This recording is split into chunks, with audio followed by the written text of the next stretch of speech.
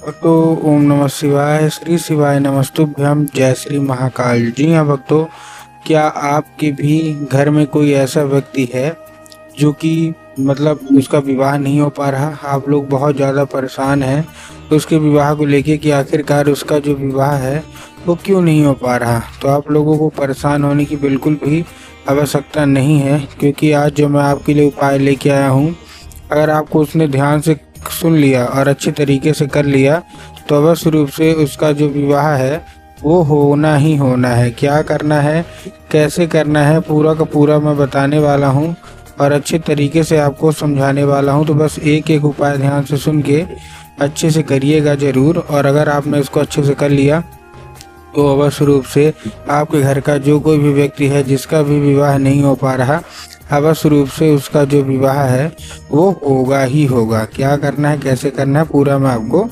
बताने वाला हूँ। देखिए, आपको भी पता है कि पूज्य गुरुदेव की जो कथा होती है उसमें लाखों की भीड़ आती है। ये तो आपको पता ही होगा कि गुरुदेव की कथा में लाखों की भीड़ आती है।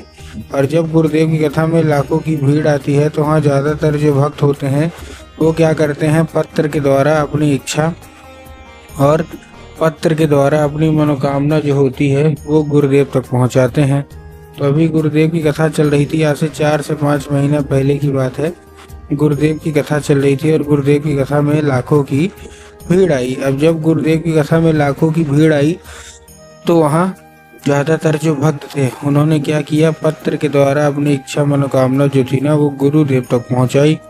अब जैसे ही गुरुदेव के पास पत्र पहुंचा और गुरुदेव ने पत्र पढ़ा तो वहाँ गुरुदेव ने देखा कि ज़्यादातर जो भक्त हैं उनकी क्या है, केवल और केवल एक ही इच्छा और एक ही मनोकामना है। क्या कि गुरुदेव, हमारे घर का एक व्यक्ति है, किसी का लड़का है, किसी का लड़की है, इसका विवाह नहीं हो पा रहा। हम लोग बहुत ज़्यादा परेशान हैं कि आखिर ऐसा क्या हो गया जिसके कारण इसका जो विवाह है वो नहीं हो पा रहा। हमने क्या कुछ नहीं किया, हर कोशिश कर ली कि इसका जो विवाह है वो हो जाए, लेकिन कोई ना कोई दिक्कत, कोई ना कोई समस्या आ रही है जिसके कारण इसका जो विवाह है वो नहीं हो पा रहा। कृपया करके कोई उपाय बता दें ताकि इसका जो विवाह है वो अच्छे तरीके से हो जाए। अब जब उन्होंने ये भी कहा कि हमने बहुत ज़्यादा पंडितों को दिखाया, बहुत ज़्यादा कुंडली मिलवाई, हर एक चीज़ कर लिया, लेकिन विवाह होने का नाम ही नहीं ले रहा। कृपया करके कोई उपाय बताएं।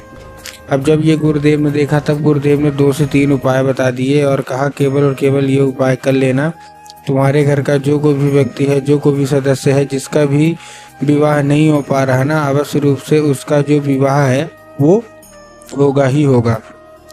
अब जैसे ही गुरुदेव ने उपाय बताया तो लोगों ने जा जाके इस उपाय को घर में करना शुरू कर दिया। अब जैसे ही लोगों ने जा जाके इस उपाय को घर में करना शुरू कर दिया, वही लोग गुरुदेव की कथा में मात्र 1 से 1.5 महीने के बाद वापस आए। और जब वही लोग गुरुदेव की कथा में वापस आए तो उन्होंने क्या किया, फिर से एक बार गुरुदेव को पत्र लिखा। लेकिन ये वाला जो पत्र था ये गुरुदेव को धन्यवाद के रूप में पत्र था कि गुरुदेव धन्य हो आपका, आपके द्वारा बताया गया उपाय हमने कर लिया है, हमारी सारी इच्छा मनोकामना जो है वो भी पूरी हो गई है, आपका कोटि कोटि धन्यवाद।